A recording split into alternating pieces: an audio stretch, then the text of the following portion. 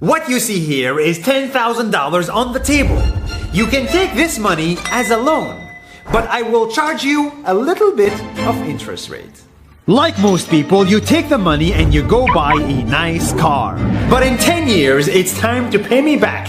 And because of interest rates, now you owe me $20,000 and not 10. You will say, I don't have money to give you.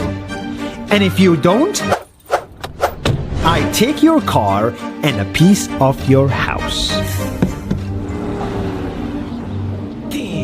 This is how debt works. And after 3 years of traveling the world, I noticed that this is exactly what China is doing. For example, take the small island nation of Sri Lanka. This developing country needs money and China has a lot of it. So Sri Lanka took billions of dollars in Chinese loans. It was easy money just there to be taken. And with that, they built skyscrapers, highways, airports, and shipping ports. The country grew and prospered. But few years later, this easy money came with interest rates, and Sri Lanka was so much in debt that it couldn't pay back China its money. And the only way out was to give China control of what they had built.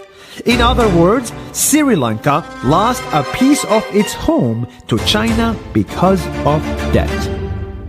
This is the Chinese money trap. And it's a real thing I saw all over the world. In Papua New Guinea, I saw $2 billion in loans given by the Chinese to build skyscrapers, infrastructures, and ports. But there is no way this remote developing country can pay it back or its interest rate. And the only way out is to give China control of the country. In the Maldives, Pakistan, Malaysia, Laos, Kazakhstan, Mongolia, Egypt, Kenya, and South Africa, the same thing is happening, and many countries are struggling to pay back Chinese loans. If you look closely, all these infrastructure projects like highways, ports, and bridges connect to China through the sea or through the land to form something far bigger, far more powerful than just a bridge. A new Silk Road. The world is already made by China, and I think slowly it will be owned by China. Don't get me wrong, building bridges, ports, highways, and airports is a great thing for the people and the country, but they come at a very high cost. And when these countries can't pay back the loans, these countries will lose their homes.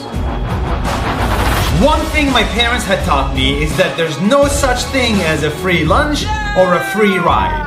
So if we're not careful with our money or other people's money, then we better start learning Chinese.